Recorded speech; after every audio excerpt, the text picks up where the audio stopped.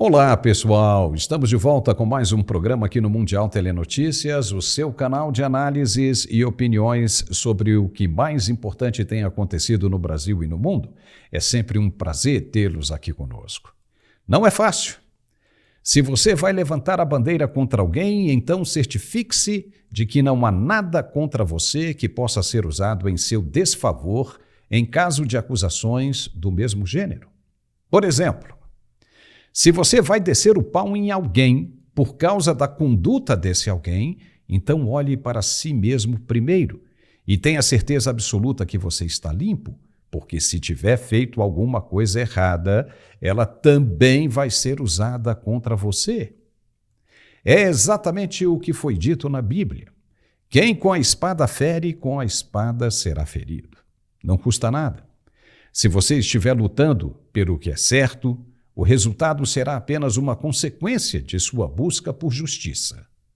Agora, se houver uma mancha e você não estiver arrependido ou feito nada para se corrigir ou se justificar, e ainda assim mira em seu irmão apenas pelo desejo de conseguir algo que não seja justo, então a consequência também será proporcional. É apenas uma reflexão, um lembrete, que vale muito a pena ser analisado e colocado em prática no seu cotidiano. Ainda tem muita coisa que precisa ser explicada, as informações não chegaram na íntegra. Mas esta manhã, sexta-feira, 25 de outubro, a Polícia Federal cumpriu mais uma ordem de busca e apreensão.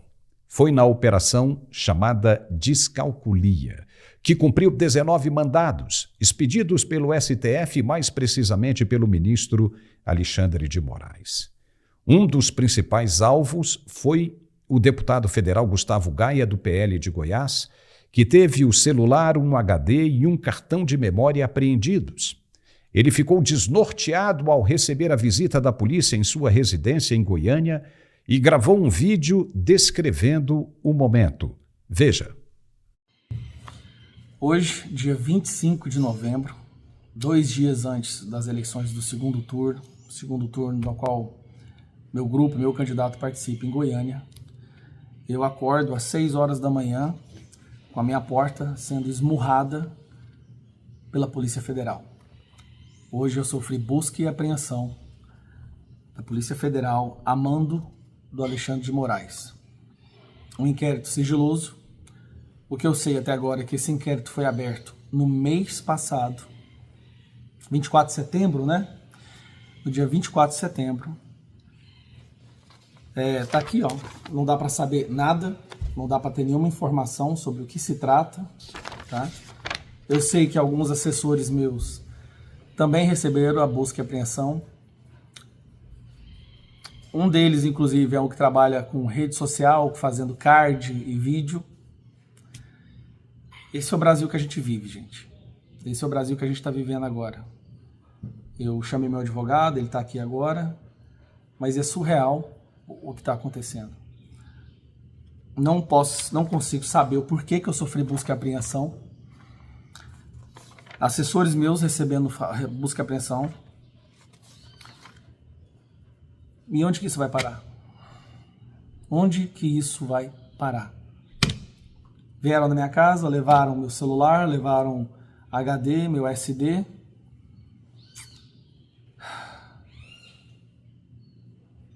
Essa democracia relativa está custando caro para o nosso país, viu? Alexandre de Moraes determinou essa busca e apreensão agora.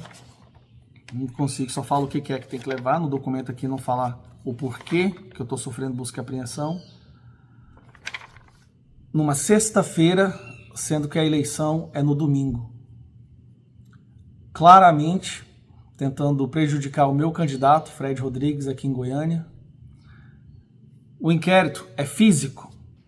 Então, mesmo que meus advogados queiram entrar agora para saber do que se trata, não vão saber. Vai ter que fazer o pedido para entrar, para ser... Como é que é o nome? Ser autorizado, ser deferido. E aí, depois tem que... Alexandre de Moraes tem que liberar. Aí eles têm que ir lá em Brasília, porque é físico, é um papel. Ele não é um inquérito digital que dá para acessar. É físico. Então, ele tem que ir lá em Brasília, fazer cópia do inquérito, para a gente poder saber do que é que eu estou sendo acusado. Qual é o crime tão grave que eu cometi para receber busca e apreensão na minha casa às 6 horas da manhã? Eu falei para a Polícia Federal que estava aqui, eu não estou acreditando que essa corporação que a gente tanto admirou, que a gente tanto tentou proteger, né? Hoje viraram jagunços de um ditador. Sinceramente, esse é o momento que a gente começa a perder a esperança mesmo. Busca e apreensão na minha casa. Eu que nunca fiz nada de errado, nunca cometi nenhum crime, estou sendo tratado igual um criminoso pela nossa Polícia Federal e pelo Alexandre de Moraes. Nós aqui no Mundial Telenotícias mostramos tudo. Doa a quem doer. A verdade tem que aparecer. E o deputado Gustavo Gaia tem sido um incansável combatente da oposição aos chamados avanços do Poder Judiciário, principalmente sobre o Legislativo. É um dos que defendem a proposta de emenda constitucional que atinge diretamente o Supremo Tribunal Federal, com o fim das decisões monocráticas e também a redução do mandato dos ministros. Era natural que ele entrasse na mira do judiciário, que anda incomodado com a ação dos parlamentares. Mas para o deputado, a razão dessa busca e apreensão é explícita, uma retaliação pela disposição dos parlamentares em seguir adiante com as propostas. Mas Gustavo Gaia mandou um recado diretamente para o ministro Alexandre de Moraes. Veja o que ele disse. Alexandre de Moraes, eu não sei se o senhor já percebeu, mas quando o senhor manda fazer uma busca e apreensão na casa de alguém, essa pessoa é como se recebesse naquele momento um carimbo de honesto. Como se aqui naquele momento ela estivesse recebendo o carimbo de que é uma pessoa idônea, honesta, que luta pela democracia, que luta para libertar o Brasil. Então, eu não me envergonho de ter recebido a Polícia Federal na minha casa hoje, mas eu me envergonho das pessoas, senadores, que poderiam estar lutando para acabar com essa ditadura e optam por não fazer nada, por fingir que isso não está acontecendo. Vamos ver qual que vai ser a narrativa que eles vão criar, né? Qual vai ser a desculpa, porque eu não sei, mas eu tenho certeza que vai vazar na imprensa. Qual o motivo que eles inventaram, qual foi a acrobacia jurídica que eles inventaram para na sexta-feira, antes da eleição do domingo, mandarem a Polícia Federal aqui na minha casa, às 6 horas da manhã. Nunca pensei que eu fosse passar por uma coisa dessa. Mas a gente está vendo a quantidade de pessoas inocentes hoje no nosso país que estão sendo perseguidas, presas, humilhadas, torturadas. Até quando? Quantos mais deputados, senadores serão tratados dessa forma até que algo seja feito? Pois eu vou continuar lutando. Não importa que eu seja preso, caçado, assassinado, eu vou continuar lutando, porque quem vai continuar morando nesse país depois que eu for embora são os nossos filhos. Então a gente não pode desistir. Ore por mim, ore pela minha família, mas o mais importante, ore pelo nosso país. Mais do que nunca, o Brasil precisa de muita oração, porque isso que está acontecendo é simplesmente surreal. Um abraço, fiquem com Deus, tenham um excelente final de semana. No final do dia, já se sabia o porquê da busca e apreensão. De acordo com o que foi divulgado pela própria Polícia Federal, o deputado estaria sendo investigado por suspeita de integrar uma associação criminosa voltada para desvio de recursos públicos da cota parlamentar. Ficou pesado isso, né? Integrar uma associação criminosa. Uou! De acordo com os autos, esse desvio de recurso foi usado na falsificação de documentos para a criação de uma organização de sociedade civil de interesse público, uma OCIP. Policiais federais apreenderam também mais de R$70 mil na casa de um assessor parlamentar, pelo que foi divulgado pela própria polícia. Em decisão assinada na última sexta-feira, dia 18 de outubro, o ministro Alexandre de Moraes diz que a Polícia Federal identificou um grupo com estrutura ordenada e divisões de tarefas em ambiente político voltado para desviar verbas do Congresso Nacional, sob a assinatura do deputado. É grave isso. E como você viu no vídeo que o deputado gravou, ele disse que seriam narrativas montadas para perseguição política. Gustavo Gaia é um brilhante deputado e tem exercido um papel fundamental no esclarecimento de fatos e na batalha pela liberdade de expressão. Estamos com um espaço aberto para que ele possa se defender e se explicar. E torcemos muito para que não haja absolutamente nada que comprometa a índole dele, como ele mesmo tem demonstrado. Mas, uma vez a denúncia feita e publicada do jeito que foi, deve ser investigada até o fim e esclarecida. Se houver mesmo culpa, deve responder na forma da lei, mas se houver inocência, também deve receber o mesmo tratamento e reparação. Gustavo Gaia atribui o fato à proximidade das eleições municipais em Goiânia, onde o candidato dele tem grandes chances de vitória. Mas, além disso, o sistema manda recado de que tem a caneta e faz o que quer com muito mais força e propriedade que o parlamento brasileiro atual. E essa briga não vai parar por aí, muito pelo contrário. Chegou em um ponto que não tem mais volta. Alguma coisa terá de ser feita, mas ficar como está não vai ficar. Para comentar mais sobre esse episódio envolvendo narrativas, acusações, poderes, estamos recebendo hoje o advogado André Marcília aqui em nosso programa. Seja muito bem-vindo, Marcília. Desta vez, o ministro não autorizou a busca e apreensão no gabinete do deputado na Câmara Federal, atendendo um pedido ou uma determinação da PGR, a Procuradoria-Geral da República, de que isso seria interpretado como uma invasão de poderes. Mas antes não tinha nada disso, né? Quantos parlamentares não tiveram busca e apreensão em seus gabinetes dentro do Congresso Nacional? Na sua opinião, o que justifica essa mudança no comportamento do ministro? Seja bem-vindo, Marcília.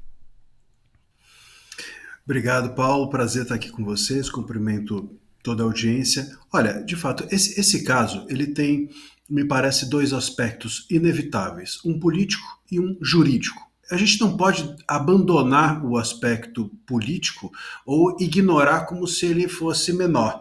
De fato, nós estamos às vésperas de uma eleição municipal e nós temos hoje um STF que declarou guerra aos deputados e senadores que, de alguma forma, vêm enfrentando a corte. Sobretudo aqueles que estão encabeçando ou apoiando as chamadas PECs, né, anti-STF, chamado por parte da imprensa, e que na verdade é anti-ativismo do STF, essas PECs. Então, o aspecto político ele precisa ser contingenciado.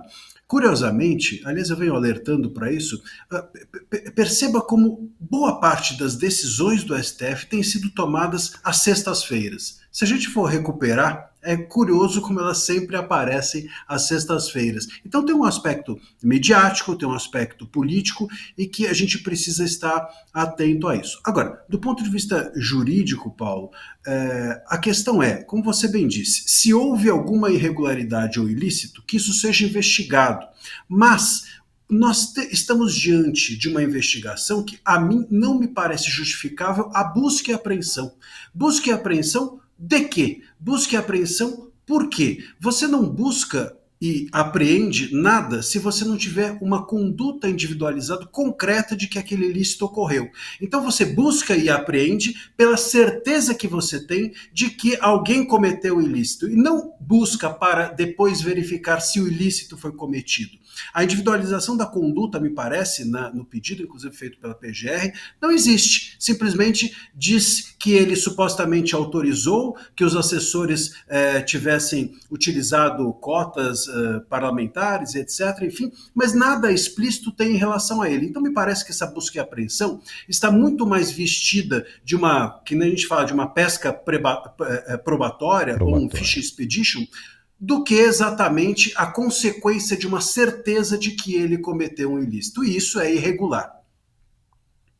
Até então, nós acreditamos que o deputado, até que se prove o contrário, é inocente, né? Mas a Constituição diz que o parlamentar é inviolável no seu direito. Uma busca e apreensão, do jeito que você está dizendo aí, Marcília, já não estaria violando esse artigo constitucional?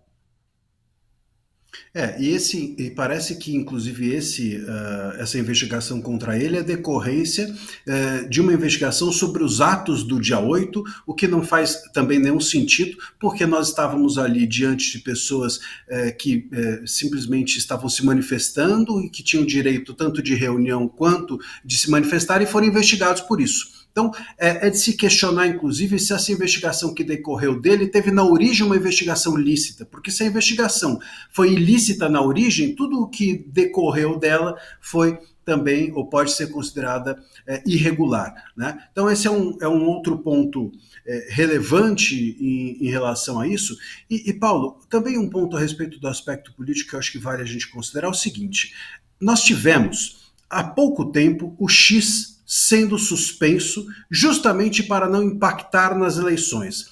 Muito bem, se o STF tem isso como uma premissa, se ele acredita que o impacto eleitoral é relevante para uma rede, inclusive, não existir, imagina o impacto que não tem você atingir um parlamentar com uma busca e apreensão. Por que essa busca não poderia ser feita depois? Por que essa busca não poderia ser feita em algum momento posterior, se ela realmente fosse necessária? Então, o que me parece realmente é que nós não podemos desconsiderar o aspecto político, embora o jurídico também seja questionável pelas razões que a gente está tratando aqui. Então você acredita que isso pode ser uma espécie de perseguição política, realmente uma parte já politizada do judiciário, porque vai tomar uma decisão como essa apenas 2 dias antes das eleições? Nesse momento a gente não consegue dizer se houve ou não o ilícito, que é a utilização dessas cotas, desse dinheiro público para uma utilização privada, que é a acusação de fundo que está sendo feita. Mas seja como for, ainda que isso tenha ocorrido, sem dúvida alguma eles estão se valendo disso para uma finalidade política. E não só disso, a gente tem acompanhado nos últimos dias os parlamentares, sobretudo parlamentares de direita e parlamentares que estão confrontando-se com o STF sendo atingidos. Aconteceu com o Van Hatten esses dias, agora com o deputado. Então, não é... Os próprios ministros disseram verbalmente, ou em off, na verdade, para alguns jornalistas, que os parlamentares estavam sendo monitorados. Então, existe um confronto hoje entre legislativo e STF. Isso é muito ruim que ocorra. O ilícito, ainda que ele exista ou possa existir, ele não justifica uma medida de força como essa. Repito, não consigo verificar. A gente, na individualização, no pedido da PGR, a gente encontra ali dizendo que o deputado ele teria autorizado que tudo isso fosse feito pelos assessores. Eu não encontrei em momento algum nenhuma expressão dele dando essa autorização. Então essa autorização é suposta. Uma autorização suposta não pode ensejar a busca e apreensão. Repito, a busca e apreensão ela precisa ser decorrência de uma certeza de que há um ilícito. E aí você vai buscar os resultados ou os frutos do ilícito cometido na busca e apreensão. A busca e apreensão, nesse caso, passa a ser resultado de uma suspeita. Ou seja, eles tentam, com a busca e apreensão, concretizar uma suspeita de que há um ilícito em relação a ele. Isso é pesca probatória, uma busca e apreensão, portanto, irregular, a meu ver. Repito, não sei, a gente vai acompanhar se esse ilícito, as investigações a respeito da utilização dessa cota parlamentar. Mas, independente disso, a busca e apreensão em si, a meu ver, é irregular em razão dessa ausência de motivação total. Como você está dizendo, nós vamos acompanhar tudo isso, né? Porque, pelo que eu li também dessa petição, não havia absolutamente nada ali envolvendo diretamente, não, o parlamentar. Apenas conversa de assessores. Conversa de assessor para assessor. Então, quer dizer, isso realmente é uma coisa muito complicada para se justificar, né, uma busca e apreensão desse jeito. E veja que parece que a coisa foi muito bem pensada, porque se os policiais bateram na porta da casa dele às 6 horas da manhã e a imprensa já tinha essa informação, e imediatamente a coisa começou a explodir na imprensa, até antes mesmo do deputado se manifestar, né, alguém já passou essa informação para a imprensa, né, para o público, né, talvez aí até com um claro intuito, talvez, né, não sabemos se isso é verdade, de prejudicar a imagem do deputado. Se não derem nada e for tudo mesmo como o deputado está dizendo, a imagem dele, por causa disso, já foi inteiramente prejudicada. Do ponto de vista jurídico, caberia uma reparação por parte do Estado, mesmo apenas sendo fruto de uma investigação ainda? Paulo, você tocou num ponto importante que talvez eu tenha até deixado de mencionar a respeito da inviolabilidade. Você tem a inviolabilidade, inclusive, dos parlamentares preservada, inclusive a busca e apreensão no Senado, etc., enfim, como já foi feita. Nós tivemos, nos últimos tempos, isso sendo feito de forma irregular, tanto busca e apreensões de parlamentares, quanto também o tratamento da imunidade parlamentar. Parece que todas as prerrogativas parlamentares estão sendo, aos poucos, relativizadas e soterradas pelo judiciário, sobretudo pelo STF. Isso é muito ruim. O parlamentar ele precisa se sentir guardado minimamente para ter o direito, para ter a coragem de se manifestar e de apoiar as pautas que acredita que deva. Então, esse é um ponto relevante. Agora, se a gente...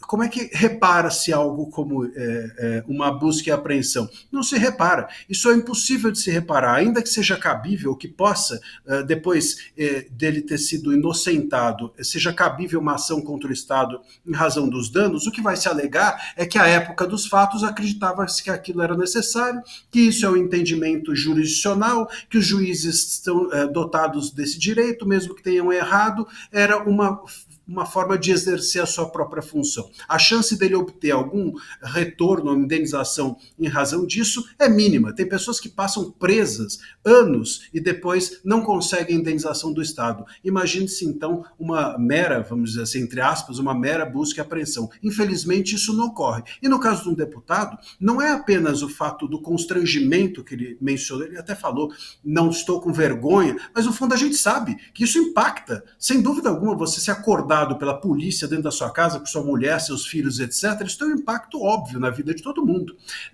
Mas não é só isso. Tem um impacto aqui eleitoral, tem um impacto político, que esse também não volta atrás e não pode ser recuperado. Infelizmente, é um direito que as autoridades utilizam, muitas vezes de forma abusiva, e por isso, inclusive, que são muitas vezes contrárias a todo e qualquer projeto que torne severo ou aplicável o abuso de poder. O prejuízo à imagem de um parlamentar como ele, que tem, né, um nível de aceitação gigantesco junto ao eleitorado, o prejuízo vai ser proporcional, né? Porque muita gente começa a duvidar, né, do deputado e a lamentar, né? Poxa, será que eu votei no cara certo? Ele era de um jeito e eu pensava que ele fosse de um jeito e ele é de outro. Ou seja, isso já causa, né, uma certa fissura nessa estrutura que o deputado construiu ao longo de todo esse tempo. E aí, se a gente começa a pensar, né, naquilo que foi vazado na questão do X, né, do X, onde os assessores, né, do gabinete do ministro diziam que não, use a sua criatividade, casse e use a sua criatividade. Aí você vê, num caso como esse, né, junta-se a isso ao que foi dito pelo ministro do STF de que os parlamentares estariam sendo monitorados, junta-se a isso ao juiz auxiliar que falou isso, use a sua criatividade.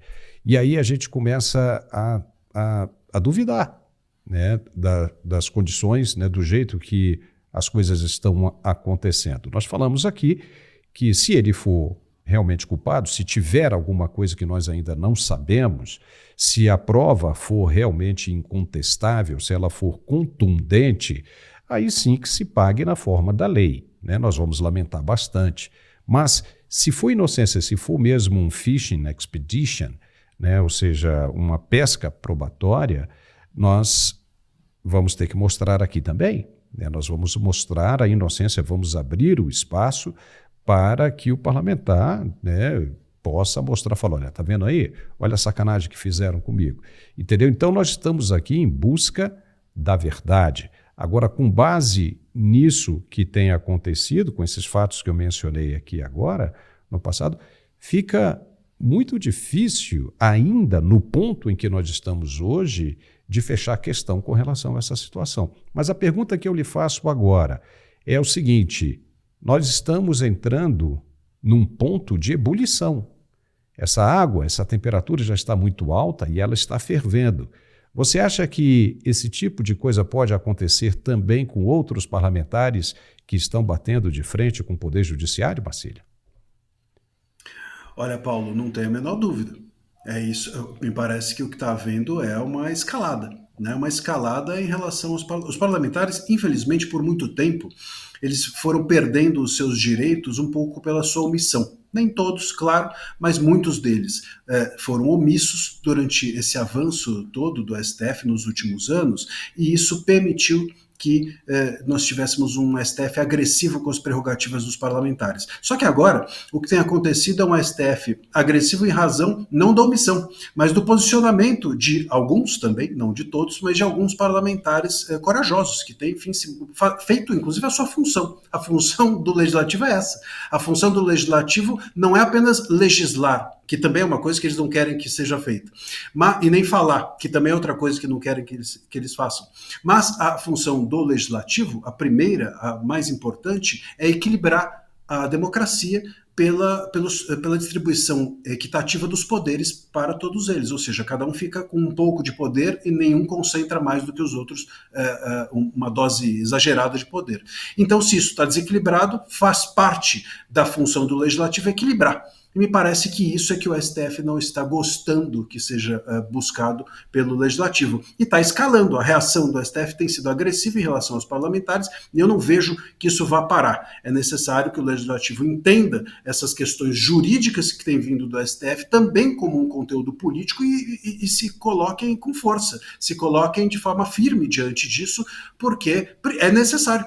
É uma necessidade institucional. Se agora houver uma submissão do Legislativo em relação a essa postura do STF, parece que nós todos que estamos lá representados pelo Legislativo e não pelo STF, porque o STF não são cargos eletivos, nós todos estaremos submetidos a um poder só, muito ruim para todo e qualquer regime que se pretenda democrático. E nesse caso do deputado, vale ainda uma menção, que o que parece é que, como eu falei, não havia razão, não entendo nenhuma razão para uma busca e apreensão.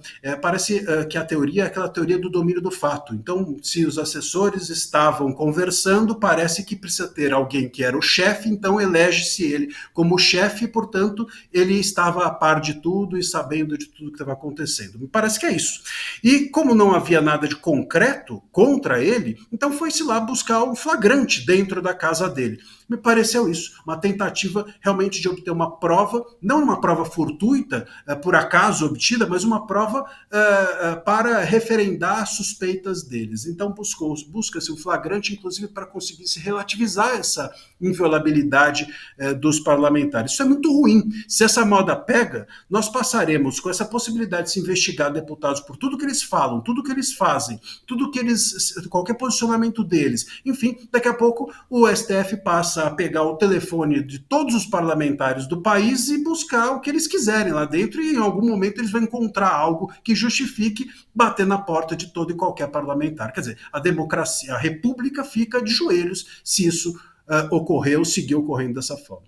E aí o que acontece? Os parlamentares, alguns deles, passam a ter medo, né? E começam a enfiar a viola no saco. E aí perdem a razão de existência. Por que razão, então, votar para deputado e senador se o Congresso não tem a autonomia para fazer o que foi eleito para fazer? Perde por completo a razão de sua existência, não é verdade? Agora, levando-se em consideração, apenas supondo aqui, que tenha ocorrido isso, que o deputado tenha, através de seus assessores, destinado verba de emenda parlamentar para uma OCIP que foi criada com datas ali de ajustes, eu não sei se de repente ele adquiriu a OCIP de alguém, vamos supor que tudo isso aí tenha um certo fundo de verdade. Ainda assim, o deputado não poderia ser prejudicado por estar no exercício de seu mandato. E a Constituição diz que ele é inviolável, salvo pego em flagrante delito. E não é o caso nessa situação. Ou eu estou errado? Por isso que eu menciono que que o meu receio, vamos dizer assim, é de que essa busca e apreensão foi justamente uma tentativa de pegar algum tipo de flagrante, o que relativizaria a imunidade ou a inviolabilidade dele. Então, de alguma forma, como não se tinha nada de concreto, como a ideia de que ele estava implicitamente por trás do que os assessores supostamente estavam fazendo, vamos para a casa dele, porque lá a gente talvez consiga algo concreto que possa dizer que houve um flagrante, né? Então, isso pode ter acontecido. Claro, estou fazendo um exercício hipotético, mas, repito, esse exercício hipotético ele só é possível de ser feito por, a meu ver, ser absolutamente irrazoável uma busca e apreensão em razão disso. Primeiro você apura então os assessores, você tem certeza de que houve, você vai lá e ouve os assessores, você pega depoimento deles, vê se há uma relação com o deputado, vê se obtém mais provas. Quando você obtiver as provas, indícios concretos de que há participação do deputado, aí sim você vai e faz uma busca e apreensão para referendar aquele caminho todo, o percurso que você fez em relação a ele. Mas aqui parece que o que foi feito é o contrário. Pegou-se uma suspeita dos assessores e vamos correr logo para ver se a gente encontra algo com o deputado. Esse caminho é irregular e é um caminho que pode levar a uma tentativa de surpreender o deputado com algum tipo de flagrante, e o que justificaria a relativização da inviolabilidade e da imunidade dele. Isso é irregular, não é assim que se faz. Nós aqui não temos um direito criminal que é inquisitorial, enfim, que as pessoas... o fim justifica os meios, nós temos um sistema processual que tem os seus caminhos corretos para serem traçados, e se não forem, eles ficam viciados, e se forem viciados, eles devem inocentar aquele investigado que foi de forma irregular investigado. O esquisito disso tudo, Marcília, só para a gente fechar isso aqui, esse assunto, é que foi logo escancarado, né, para a imprensa, né, já escracharam o deputado como culpado. E se nada disso for verdade, não é? Depois como é que os caras vão ficar? Já fizeram busca e apreensão, já escancararam para o Brasil inteiro, né? Alguém vazou a informação para a polícia, quase que na mesma hora que estava havendo a busca e a apreensão, o negócio já estava estourando para tudo quanto era lugar. Quer dizer, isso aí, né, foge, né, dos trâmites normais, né, de um processo como esse, né? Mas, Marcília, fica por aí que a gente... Você quer falar alguma coisa com relação a isso? Eu tenho um ponto que eu acho importante. Eu, inclusive, tenho chamado esse tipo de conduta de censura sistêmica. Nós temos no país uma conduta que é, por exemplo, eu pego um parlamentar, eu pego um jornalista e conduzo ele para o inquérito policial forçado, faço com que ele preste depoimento na Polícia Federal, depois aquilo não acaba em nada, ou depois eu inocento a pessoa, mas ela já passou pelo constrangimento que o sistema impõe a ela, né? Então, você ter uma busca e apreensão contra si é um constrangimento que não tem retorno. Você fica marcado. Foram buscar na sua casa, é porque ele deve ter alguma coisa errada. Jogou-se isso na mídia, é porque deve ter alguma coisa errada. Isso não se repõe. Então, é uma espécie de censura que o próprio sistema impõe a você, independente do resultado posterior. Isso deveria ser melhor pensado, e, aliás, a conduta dos juízes deve ser cautelosa em relação a medidas agressivas como a busca e a apreensão, justamente para não impor essa desmedida injustiça a alguém que depois pode ser inocentado, mas permanecer com a pecha, com a mancha de ter passado por esse constrangimento. Legal, fica por aí que a gente já volta para o segundo segmento e vamos comentar outras coisas também bem interessantes. Bem rapidinho, só um minuto. Agora o recado de nosso apoiador para quem quer se ver livre daquelas dores chatas pelo corpo. Vale a pena prestar atenção no recado do Andrei Andrade. Se liga aí. Bom dia, eu sou a dona Terezinha. Estou gostando muito do medicamento. Estou chorando de alegria, que eu achei que eu não ia encontrar um remédio que ia fazer o efeito que está fazendo. Eu tenho muito que agradecer a vocês, que eu vi no programa dele e pedi, tem muita gente querendo pedir também. Muito obrigado por tudo, viu? Recebi direitinho. Olá, Paulo, é um prazer estar aqui mais um dia, mais uma vez, junto à nossa grandíssima audiência para falarmos desse produto maravilhoso, para destacarmos a importância do Articulark na sua vida. Você que está acompanhando agora a programação, presta muito atenção. Você acabou de ouvir mais um depoimento, mais um testemunho de uma pessoa que usou o Articulark e hoje não sente mais dor nenhuma. E isso acontece rapidamente, até porque nós somos o melhor tratamento ortopédico do Brasil, homologado pela Anvisa e Ministério da Saúde. Gente, nós atingimos a maior pontuação de produto de eficácia. O produto com maior eficácia em menos tempo. É o melhor tratamento de verdade. Se você tem dor no joelho, na coluna, dores pelo corpo, aquela inflamação crônica, se você não está conseguindo trabalhar, Andrei, a minha produtividade ela caiu.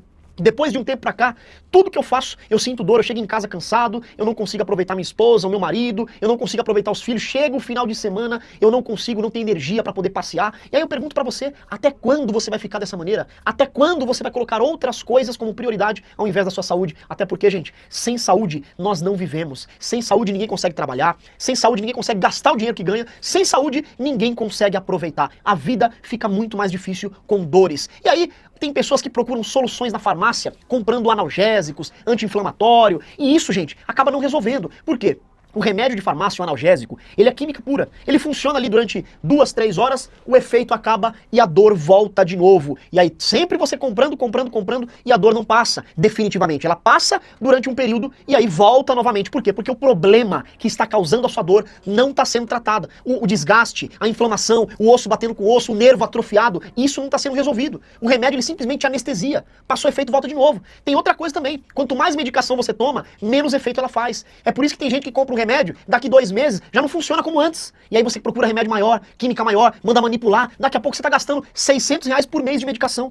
E gente, tem gente que toma mais de 10 comprimidos por dia. Se você está dessa maneira, sofrendo bastante, não consegue trabalhar, não consegue fazer as coisas de casa por conta da dor, você precisa tomar uma atitude. E eu vou te ajudar a tomar essa atitude agora. Você que tem artrite, você que tem artrose, osteopenia, osteoporose, fibromialgia, você que tem hernias de disco, bico de papagaio. Andrei, eu já fiz cirurgia e depois que eu operei eu fiquei pior do que estava. Andrei, eu faço tratamento com infiltração, eu faço esporte e eu não tô conseguindo fazer nada. Então presta atenção no que eu vou falar pra você. São 2 cápsulas ao dia. Você vai tomar uma cápsula pela manhã, pode ser em jejum, e uma cápsula de noite antes de dormir. O que acontece? Durante o dia, a cápsula diurna, ela vai te dar a vitalidade, a energia, a força pro dia a dia, e a cápsula noturna, ela vai recuperar todo o seu corpo. Quando você deitar, ela, nessa hora que ele vai lá na sua articulação, lá no joelho, lá na coluna, lá no quadril e faz toda a restauração. Quando você acordar no dia seguinte, você vai ver que você vai subir, descer a escada, abaixar, levantar, pegar peso, trabalhar, dirigir sem sofrer com dor nenhuma. Mas para isso, exige uma atitude da sua parte. Então você que está me ouvindo agora, que está sofrendo com dores, já separa um papel e caneta, porque hoje tem uma promoção incrível, é um desconto especial na data de hoje, então aproveita. É só você pegar o telefone e ligar para esse número aqui, ó, 0800 591 4391. 0800 591 4391. Vou repetir o telefone, a ligação é gratuita, você pode ligar agora, você vai ser atendido, recepcionado, muito bem atendido, vai ser tratado direto com um especialista em saúde que vai tirar todas as suas dúvidas e eu garanto pra você que na primeira semana de uso você vai ter um excelente resultado e você vai ser a próxima pessoa a contar o seu depoimento aqui com a gente também. Então aproveita e ligue agora. 0800 591 4391. 0800 591 4391. Interessante, gente, é que o Articulark hoje, ele reúne todas as propriedades que um ortopedista recomenda. Então, em um só produto, você vai ter altas doses de condroitina, magnésio, cúrcuma, vitamina D, cartilagem C2 e o principal, o ácido hialurônico ortopédico. Pois é aquele mesmo que é utilizado nas infiltrações, nas injeções, você vai ter dentro do Articulark. É por isso que nós somos o melhor tratamento. Tá sofrendo com dor e a dor não passa? Ligue e peça o seu agora. 0800 591 4391. E para quem ligar agora, ainda vai ganhar de presente. Hoje eu vou começar com o Ora Pronobis. Vai de presente o Ora Pronobis Gold, aquele que é concentrado. Para quem tem diabetes, pressão alta, colesterol, é maravilhoso. Em seguida, vai de presente também nossas 2 pomadas massageadoras. São pomadas de fabricação própria, pomada diurna e a pomada noturna. Sempre passar uma de manhã e uma de noite. E a de noite, gente, ela esquenta. Ela tem até ácido hialurônico dentro da pomada. É coisa de primeira. E ainda recebe os 2 aparelhos de massagem profissional. Tudo isso eu entrego para você na porta de casa. E o melhor, o pagamento é só pro mês que vem. Dá tempo de você usar, melhorar, contar o seu depoimento e quando for pagar, pagar com felicidade. Então aproveita e liga 0800 591 4391. 0800 591 4391, Paulo. Já estamos de volta com o nosso programa de análises. Este domingo é dia de eleição mais uma vez e 15 capitais estão disputando o segundo turno. A que ganhou mais destaque foi a de São Paulo por ter tido os candidatos mais polêmicos e que representa o maior orçamento do país. Os candidatos ainda oferecem motivos para discussões sobre a legalidade de seus atos. O candidato do PSOL, por exemplo, Guilherme Boulos, foi apontado por receber doações que somam cerca de R$600 mil de herdeiras de entidades financeiras. Só que o Estatuto do PSOL proíbe isso. Hoje estamos recebendo o analista jurídico André Marcília. Vamos tentar esclarecer essa questão. Marcília, se o Estatuto do PSOL proíbe esse tipo de coisa, o candidato Guilherme Boulos poderia ser impugnado por isso? Pode, o candidato pode ser investigado, claro, enfim, tem que passar por todo um processo de investigação eleitoral, mas ele pode ser punido, mesmo depois de eleito, né? Ainda que depois de eleito, essa punição pode vir. Se houver uma impugnação do candidato posterior à eleição e até à vitória dele, ele pode ser, inclusive, cassado. Então, isso não interrompe-se com o fim das eleições. Toda e qualquer investigação segue, inclusive, posteriormente ao período eleitoral. Aliás, essa é uma crítica a se fazer à própria justiça eleitoral, que se tornou eterna, porque as questões não se resolvem antes do período eleitoral e, com isso, nós temos uma justiça eleitoral que, de excepcional, se tornou fixa no país. Pois é, e acontece que o resultado acaba saindo 6 meses depois que aquele candidato já foi eleito, né?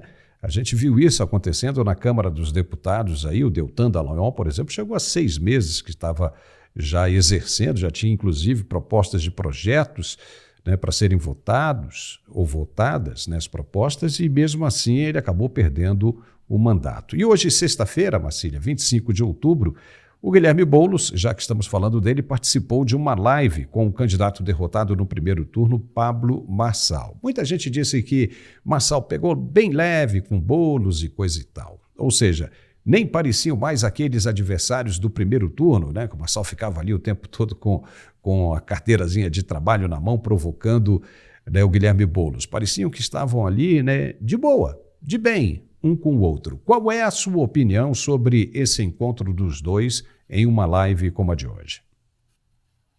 Pois é, eu confesso que me parece um erro estratégico ali dos dois, né? Inclusive, eu não vejo nenhuma chance do Boulos conseguir voto de um eleitor do Marçal. Quem votou no Marçal, ou quem vota no Marçal, não vota no Marçal pelas propostas do Marçal. Eu acho que as pessoas que votam no Marçal, inclusive, boa parte delas sequer sabe quais são as propostas do Marçal. Eles se identificam com a figura do Marçal, que é uma figura antissistema e de direita. Me parece que é isso. E esse tipo de símbolo, o Boulos, por mais que ele possa se esforçar, ele nunca vai conseguir performar dessa forma. Eu creio que, por outro lado, o Boulos pode perder votos de quem é de esquerda e acreditava ou acredita num posicionamento firme dele em relação a ser contra tudo aquilo que o Marçal represente. Então eu não sei exatamente qual é a deles em relação a isso, mas me parece que o Marçal perde um pouco de credibilidade em relação ao seu eleitorado, que é o eleitorado de direita e antissistema, e o Boulos é tudo que não é isso, e o eleitorado do Boulos pode rejeitá-lo por isso. Então eu não sei, talvez aumente o percentual de nulo ou de votos brancos em razão dessa live, mas a migração de voto me parece inviável. Talvez seja uma birra aí do Marçal em relação ao Nunes, muito mais do que um posicionamento estratégico. Só faltou o Marçal pedir votos para o Guilherme Boulos, né? O que aconteceu, pois é, foi uma coisa muito estranha. A live dos caras estava batendo cerca de 258 mil visualizações ali ao vivo, né? Pessoas inscritas e participação. Foi bem alta. Só que os dois, eu acho que cometeram, né? Pegando aí o que você disse, um erro. Porque, como você falou, né, quem votou no Pablo Marçal queria justamente se ver livre, né, desse sistema, né, de Guilherme Boulos, né, de PSD e por aí vai. Só que De repente, os dois estão ali batendo papo, sorrindo como se fossem amigos, e um tentando justificar para o outro que não era bem assim, que o Pablo Marçal queria se manter na mídia, né? E de uma certa forma ele conseguiu, porque numa live com cerca de 260 mil pessoas assistindo, é bem legal. Só que do jeito que se conduz o processo, né, acaba se prejudicando. Né? Eu acho que ele tem outras formas de se manter na mídia do que fazendo o que fez, porque tudo que ele construiu durante o processo eleitoral, com uma aproximação como essa, acaba se destruindo, né? Se desconstruindo, vamos dizer assim. Mas, do ponto de vista... Fala, pode continuar, e aí eu te faço outra pergunta. Não, eu acho que um ponto interessante, eu vi até um trecho em que o Boulos chega a pedir o voto, e ele fala, eu nunca vou votar na esquerda. Então, de alguma forma, veja, o Marçal, ele é jovem na política, né? Eles têm o Boulos, ele tem mais ou menos a mesma idade, mas o Marçal é jovem na política. O Boulos não. O Boulos já é velho de guerra nesse jogo. Tarimbado. Então, carne o Marçal, amaciada ali, ó. Carne amaciada. Ele pode, o Marçal, em algum momento, dizer que, enfim, errou aqui, errou ali, se ajeitar, fazer um ajuste e fazer novas alianças. Mas eu acho que o Boulos não. O Boulos sai disso tudo dizendo, mais ou menos com a impressão de que ele vai para o lado onde tem voto. Se aparecer alguém ali que ele odeia, mas que dá voto a ele, ele faz o jogo de quem pode a ele oferecer voto. Isso é muito ruim para um eleitorado que vota no Boulos de forma ideológica. E muita gente perguntando, né, em quem confiar agora? Né? Quem? Porque, né, de repente, aquilo que você acredita que vai ser um guerreiro, né, um soldado ali de frente de batalha da infantaria do começo ao fim, não importa o que aconteça, de repente, né, se mostra aí mais mole, coisa e tal, se aproximando daquele que detonava, mostrando o tempo todo ali a carteirazinha de trabalho, e acabou dando oportunidade para que o outro, que era adversário ferrenho, se justificasse, melhorasse a imagem perante a opinião pública, perante ao eleitorado. Bom, é uma coisa bem esquisita.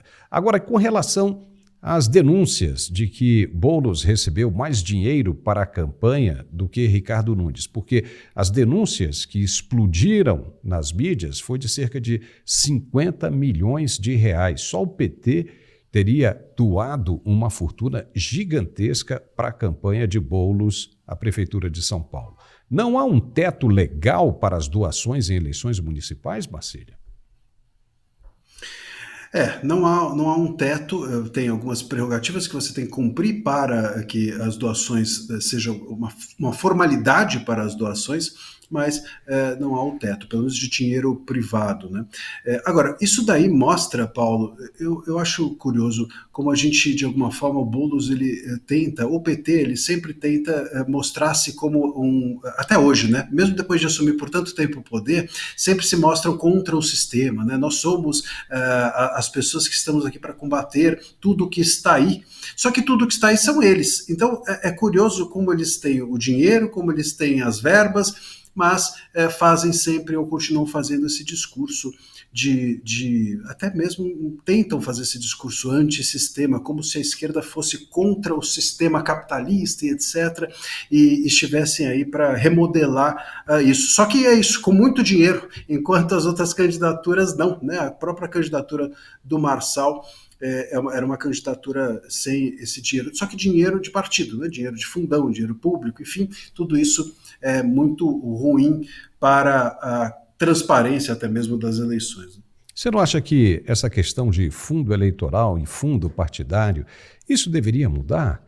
Isso deveria deixar para cada um, ou seja, cada partido, né, deveria financiar os seus candidatos com base nas mensalidades que recebe de cada associado, de cada afiliado. Agora, o governo destinar dinheiro público para esse tipo de situação é complicado, porque começa a acontecer uma possibilidade de fraude muito grande, né, muito grande. Então, essa questão é uma coisa que deveria mudar. Você não acha, não? Acabar com esse negócio de fundo partidário e fundo eleitoral? Não só isso, eu acho que o fundo partidário ele é um braço, é um galho dessa árvore, né? Então, por que existe o fundo? Ou uma das justificativas da existência do fundo é de que não existe essa identidade das pessoas com os partidos de modo que apenas as doações bastassem, né?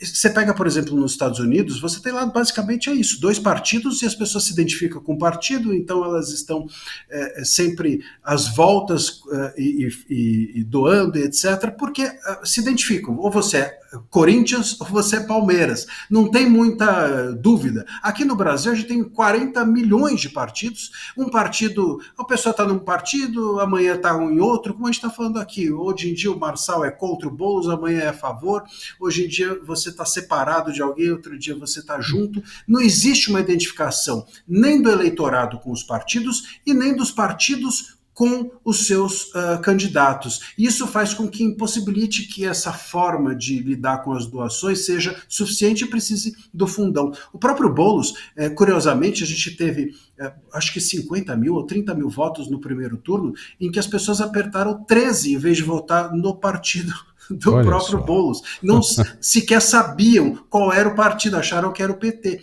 Então, isso mostra como essa identidade é prejudicial. Eu acho que a gente precisa mais do que cortar o fundo, a gente precisa primeiro de uma reforma de todo o sistema partidário, talvez diminuir os partidos, repensar toda a estruturação de como eles são montados, para a gente conseguir chegar, enfim, em abrirmos mão do fundo.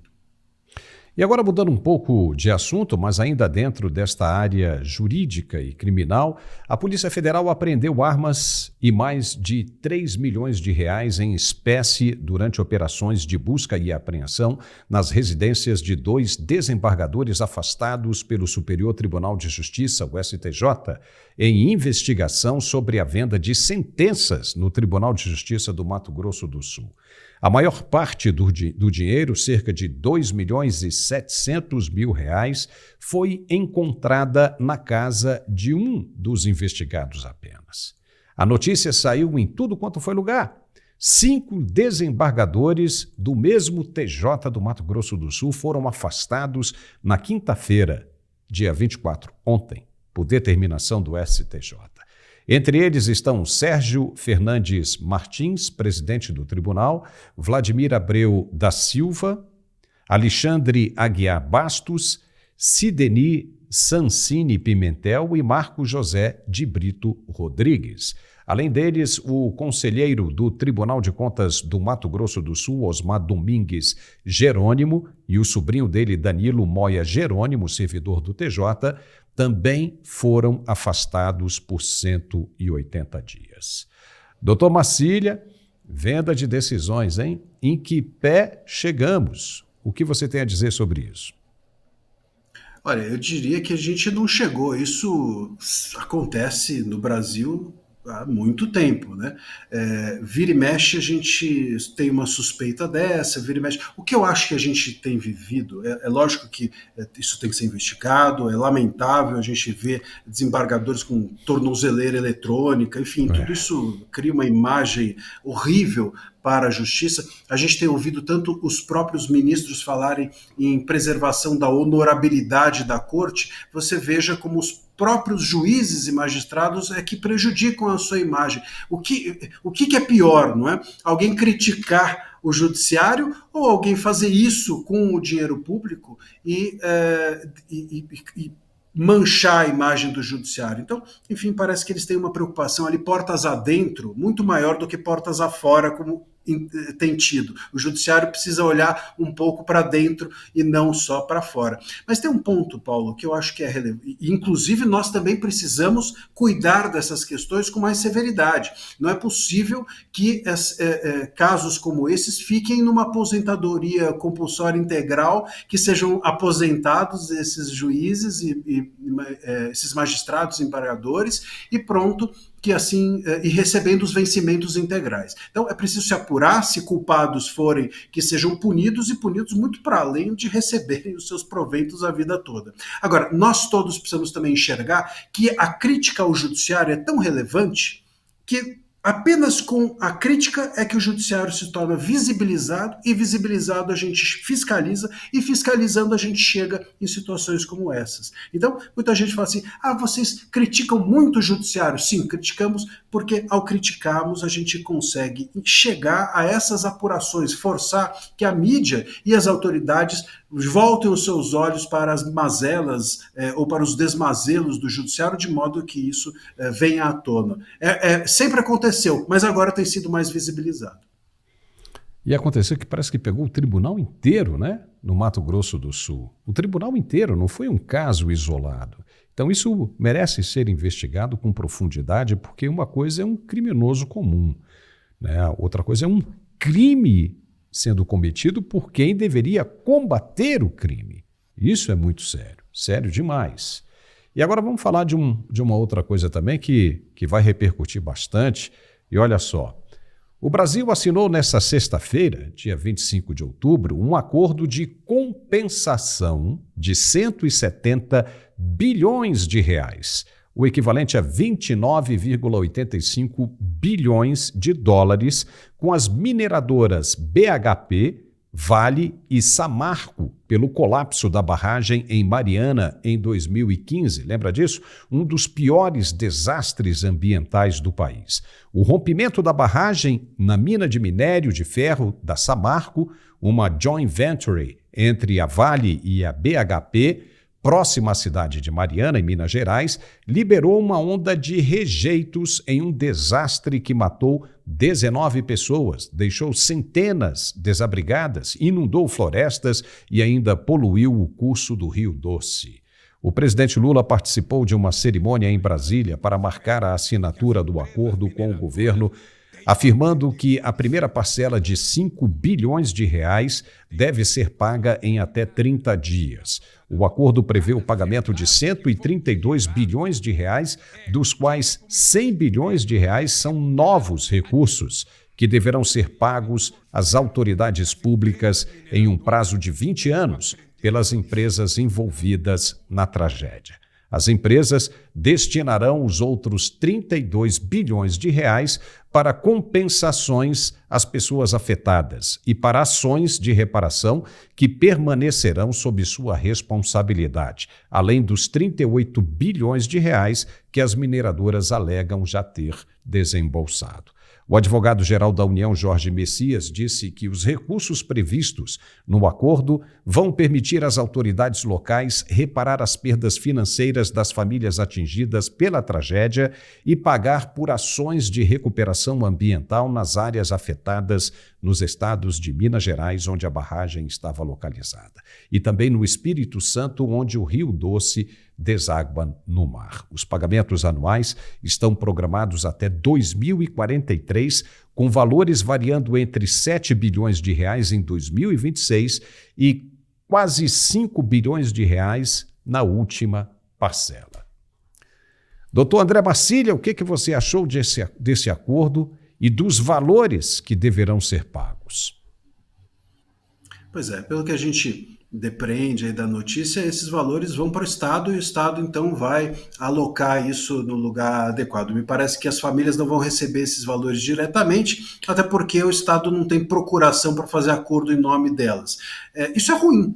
Quem tem que ser ressarcido são as pessoas que perderam seus entes queridos e que, de uma forma muito objetiva, perderam, às vezes, um pai de família que sustentava a casa, às vezes perderam um filho que tinha um futuro pela frente, que também poderia sustentar a casa, quer dizer, perderam a capacidade até mesmo de prover o seu lar. Isso é muito objetivo, a gente não está falando aqui de algo subjetivo como o dano ambiental ou coisas do gênero que demandam estudos e etc, para se saber qual foi o efetivo prejuízo. Não estamos dizendo que não houve esses prejuízos, mas estamos dizendo que há prejuízos são subjetivos e que merecem, então, uma apuração antes da indenização. E danos bem objetivos, que são pessoas que deixaram de ter sustento na sua família. Essas pessoas já estão sendo indenizadas 10 anos depois. Mariana, o desastre de Mariana foi em 2015. Nós estamos em à beira de 2025. 10 anos depois, essas pessoas vivendo sob regime de total escassez e agora vão ser ainda indenizadas por intermédio do Estado, sabe-se lá de que forma? Eu acho que é insuficiente, para dizer o mínimo, Paulo. Agora, olha só, cerca de 100 bilhões de reais de reparação a danos ao meio ambiente. Exatamente como você está falando, ou seja, uma pequena parcela, né, acho que um terço disso, né, desses 170, menos de um terço disso, foi destinado a pagar pelos prejuízos causados às vítimas, né? E como você está dizendo, ainda não se tem certeza se esse dinheiro vai diretamente para a vítima, porque foi um número grande ali de pessoas que perderam, né, as suas condições. E para isso, né, como você disse, o Estado precisa de uma procuração, e o Estado não tem essa procuração de cada família dessa aí para receber. Agora, 100 bilhões de reparação, isso vai acabar enchendo os cofres aí, né, da República, né, do governo, né? Será que depois dessa aí o governo consegue atingir a meta fiscal tão esperada para o final de 2024 e início de 2025, Marcelo? Pois é, infelizmente o dinheiro no Brasil não tem carimbo, né? Entra, mas a gente nunca vê sair. Né? Ou vê sair, mas não vê sair para os lugares que a gente gostaria, vê sair no bolso de muitos dos nossos governantes, infelizmente. A gente precisa ter, em relação a questões como essas, uma política muito objetiva, né? Muito objetiva. Não é possível que nós acreditemos que no país o Estado possa ser o gestor de tudo. É incrível isso. A gente acredita ainda de uma forma fantasiosa que o Estado ele vai saber ou ser capaz de intermediar toda e qualquer questão. E não é assim, infelizmente. O Estado, quanto menos questões ele for capaz de gerenciar, mais eficiente ele é. E, sinceramente, como você disse, né, um terço do valor para as vítimas, por mais amor que eu possa ter aqui às árvores e similares, poxa, são pessoas, são famílias. Como é que a gente pode acreditar que um terço desses valores apenas seriam suficientes para reparar o dano que essas pessoas tiveram pela morte, gente, dos seus entes? Menos de um terço, né, ainda, ou seja, é meio complicado. E nesse mesmo evento em Brasília, Marcília, o presidente Lula, depois daquela polêmica toda, se tinha caído no banheiro e machucado a cabeça ou não, se permitiu fotografar de costas, esse foi o primeiro evento público dele, para mostrar as marcas dos pontos que tomou na cabeça. Nós temos as imagens, vamos mostrar para você. Aí estão as imagens, né? Parece que o negócio foi realmente sério. Nós contamos ali 1, 2, 3, 4, 5, 6, cerca de 6 a 7 pontos na cabeça. Não foi um corte pequeno não, hein? Não foi não. Ali foi realmente muito, né, perigoso. Né? E essas imagens são bem claras, que mostram que, de fato, o presidente sofreu uma intervenção médica que condiz, sim, com os relatos do acidente. E, pelo jeito, a coisa foi feia, a julgar pelo tamanho dessa ferida. Marcília, aproveitando então a sua presença, que eu acho que essas fotos aí acabam com aquela polêmica se ele tinha caído ou não, né? Eu acho que com isso aí agora está esclarecido, né? O que você acha? O Lula, ele mostra os pontos, mas não entrega os pontos, né? Eu acho que talvez seja isso. Agora, é necessário que a gente entenda, né, sobretudo, em relação a isso, o que houve realmente, não é? Falou-se tanto na época, sobretudo da pandemia, né, em que os presidentes precisavam mostrar os seus cartões de vacinação, saber se vacinou, se não vacinou. É importante que a gente saiba qual é o estado de saúde do presidente.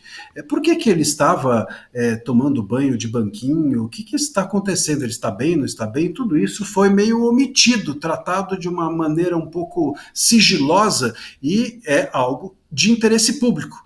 A se ver o que aconteceu, por exemplo, com Biden nos Estados Unidos há pouco tempo atrás, né? Então, a saúde dos presidentes importa a todos nós e deve ser revelada. Claro, agora mostrou-se, parece que ele está bem, não entregou os pontos, mas mostrou os pontos, mas ainda assim, nós precisamos ter acesso sempre ao que passam os presidentes, porque, enfim, são os mandatários do país. Bem ou mal, são. É isso aí. Doutor E também, professor André Marcília, muitíssimo obrigado por sua participação aqui conosco no Mundial Telenotícias. Mais uma vez, é sempre um prazer recebê-lo aqui, foi muito esclarecedor. E, por favor, volte sempre, hein? Obrigado, Paulo, é sempre um prazer. Sempre estou aqui com vocês à disposição. Um abraço a todos. Tchau, valeu. E nós ficamos hoje por aqui com esse programa. Se você gostou, não deixe de nos dar um like e compartilhar o máximo que puder. Também peço que se inscreva no canal, porque é muito importante para nos ajudar. Um forte abraço, um excelente fim de semana e nos vemos de novo na segunda-feira, se Deus quiser e permitir. Um forte abraço e até lá.